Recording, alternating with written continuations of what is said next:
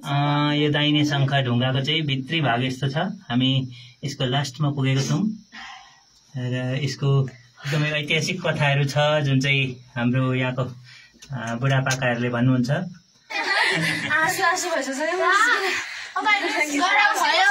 पसिना आयो पुरा। यहाँभित्र एकदमै गर्मी छ।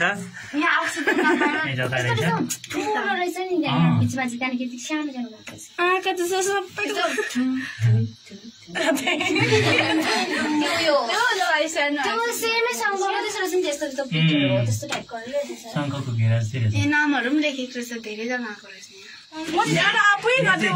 यहाँ आफूले चाहेको कुरा लेख्यो भने पुरा हुन्छ भन्ने विश्वास रहेछ। त्यसै गर्दा यहाँ आउनेहरूले विश माग्ने गरेको